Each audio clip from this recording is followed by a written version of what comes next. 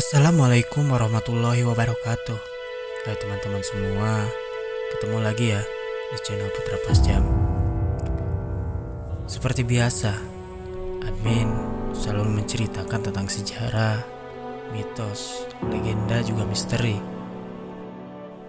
Dan pada video kali ini, admin ingin menceritakan tentang sejarah salah satu kampung yang berada di Kecamatan Pasir Jambu. Tapi sebelumnya, jika kalian yang belum subscribe atau baru tahu dengan channel Putra Pasjam, alangkah baiknya kalian untuk menekan tombol subscribe dan like-nya ya. Dan jangan lupa aktifkan lonceng notifikasinya agar kalian menjadi orang pertama yang mengetahui video terbaru dari admin. Dan buat kalian yang sudah subscribe, admin ucapkan banyak terima kasih ya. Lanjut ke topik utama. Kabuyutan adalah salah satu kampung yang berada di desa dan kecamatan Pasir Jambu, Kabupaten Bandung.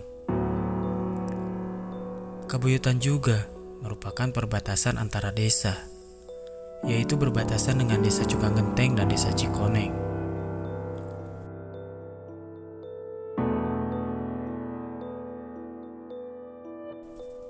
Mayoritas di kampung ini dulunya bermata pencaharian sebagai penganyam bilik atau anyaman bambu. Selain itu juga ada banyak petani dan peternak. Namun seiring berjalannya waktu dan kemajuan zaman, para pengrajin anyaman bilik tersebut perlahan berkurang karena mungkin mayoritas rumah di era sekarang berkonstruksi permanen yang menggunakan bata, semen, dan pasir. Konon, kabuyutan diambil dari bahasa Arab, yaitu bait, yang artinya tempat tinggal atau rumah, atau tempat tidur. Dalam bahasa Sunda, yaitu pasarean.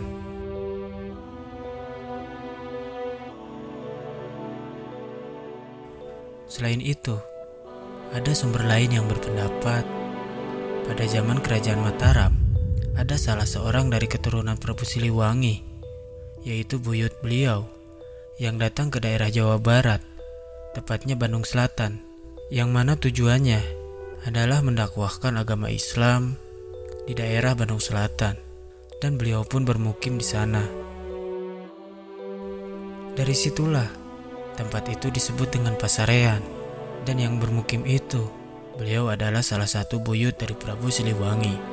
Disebutlah nama Kabuyutan. Wallahu a'lam bishawab. Titisan Prabu Siliwangi generasi keempat itu adalah seorang pendakwah Islam yang mendakwahkan secara damai ke tengah masyarakat yang kala itu masih kental dengan animisme pada sekitar abad ke-15. Gesekan daun bambu yang digerakkan angin mengiringi perjalanan tim Putra Pasjam ke tempat peristirahatan atau petilasan atau makom dari Eyang Dalam Sang Adipati Kertamana di Cikabuyutan. Untuk mencapai lokasi itu, admin meniti jalan setapak yang berpagar bambu di sepanjang 150 meter dari gerbang masuk di kampung Kabuyutan. Sebelum tiba ke makom waliullah tersebut, akan kita temui 4 makom dari para sahabat yang setia menemani dakwah beliau. Dimulai dari Eyang Geleng Pangancingan, Eyang Jagasatru, Eyang Kumis Berem, kemudian Eyang Mangkubumi yang letak makamnya berdampingan dengan makom Eyang Dalam Sang Adipati Kertamana. Makom Eyang Sang Adipati Kertamana tak ditutupi oleh kelambu, hanya ada bebatuan yang berukuran sekepalan tangan dan sebuah batu nisan yang menandakan bahwa di tempat itu terdapat makom, dan makom para sahabatnya pun tak jauh berbeda. Eyang Dalam Sang Adipati Kertamana berada pada masa perjuangan para wali Songo pada abad ke-15. Wallahu a'lam bishawab.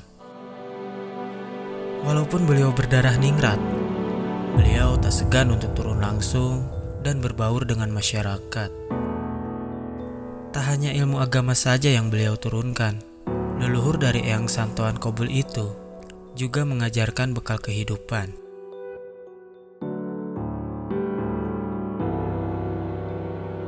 Beliau itu istilahnya wali di lapangan. Syiar Islamnya langsung turun ke tempat masyarakat. Kemudian beliau mengajarkan bagaimana cara bercocok tanam, berdagang dan berdoa.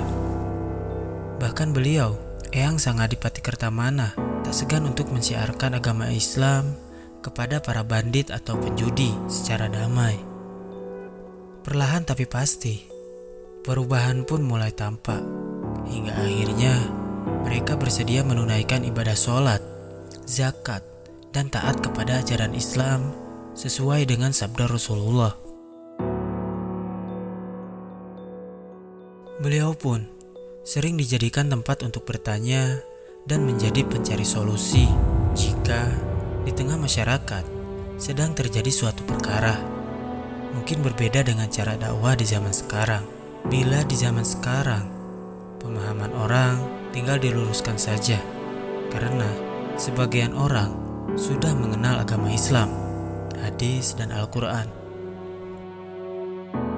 Sedangkan Eyang Dalam Sang Adipati Kertamana berhadapan langsung dengan berbagai agama kepercayaan, yang mana sangat awam sekali masyarakat kala itu terhadap ajaran Islam.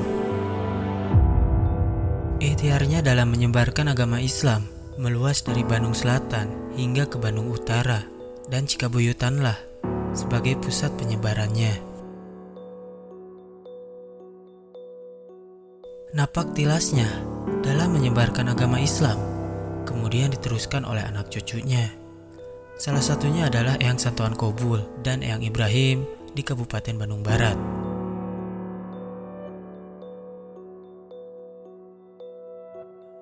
Karena keikhlasannya itu, banyak masyarakat hingga kini masih menaruh hormat kepada Eyang Dalam Sang Adipati Kertamana. Hal itu bisa dilihat dari para peziarah yang datang dari berbagai daerah. Tak hanya dari kawasan Bandung Raya saja, bahkan peziarah dari Malaysia pun pernah datang ke sini. Dan kebanyakan yang datang itu pada malam Senin atau malam Jumat.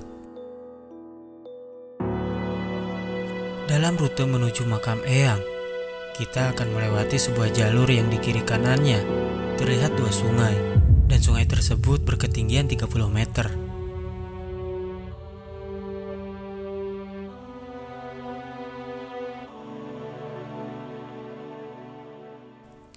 Di sini juga terdapat musola sebelum menuju ke makam Eyang, dan air untuk berwudunya berasal dari mata air yang tak pernah kering dan sering juga dipakai oleh warga sekitar untuk kebutuhan hidup. Itu pun jika air Sungai Cisondari keruh akibat hujan besar.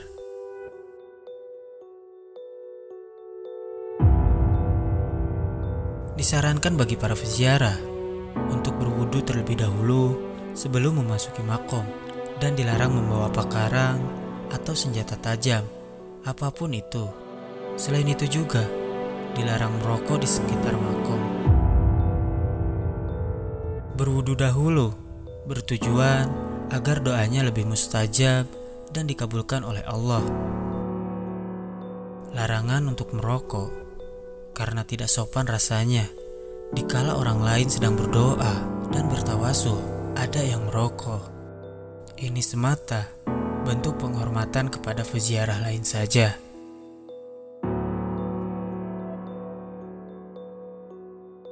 Secara geografis, lokasi makam Eyang Dalam Sang Adipati Kertamana berada di punggungan bukit yang diapit oleh dua sungai besar, yakni Sungai Cisondari dan Sungai Ciwidey, yang aliran sungainya berasal dari lereng Gunung Patuha atau Gunung Sepuh. Di sekitar lokasi makam Eyang, tepatnya berdekatan dengan makam Eyang Kumis Berem, terdapat sebuah gua. Masyarakat sekitar menyebutnya dengan Gua Hawu karena bentuknya menyerupai tungku. Mitosnya, Tempat tersebut bisa memberikan gambaran kesuksesan seseorang di masa depan. Dengan masuk ke gundukan batu gua yang berbentuk tugu itu, yang dari pintu masuk ke pintu keluarnya hanya berjarak 3 meter dan memiliki tinggi sekitar 120 cm. Itu hanya untuk menambah keyakinan saja kepada Allah Subhanahu wa Ta'ala bahwasanya sesuatu yang gaib itu memang benar adanya. Karena saat masuk ke dalam gua tersebut, proses masuknya itu berbeda-beda, tergantung pada diri masing-masing. Ada yang lancar, ada yang kesulitan.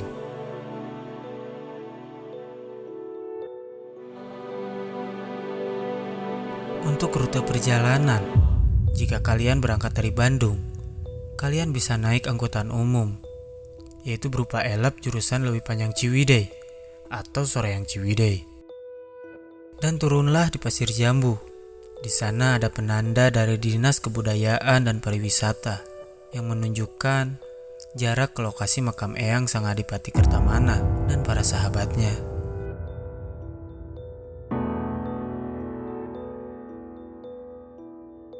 Sebaliknya, jika kalian yang dari arah Ciwidey, kalian akan menemui Hal Mayang Arum.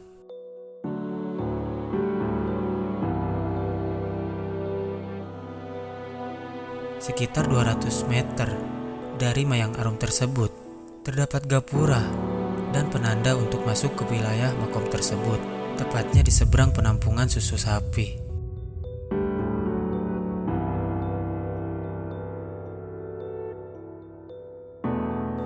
Lalu, para peziarah akan menyusuri jalan bekas rel jurusan Bandung Ciwidey yang kini telah dicor agar bisa dilewati kendaraan bermotor. Bahkan sekarang, kendaraan mobil pun sudah bisa melewatinya. Jalan setapak dari gerbang ke makom pun baru dibuat pada tahun 2004 silam. Sebelumnya, para peziarah harus memutar ke arah barat, yang mana sebelumnya sangat sederhana. Namun, demi keamanan para peziarah, masyarakat sekitar merintis sedikit demi sedikit agar para peziarah semakin merasa nyaman.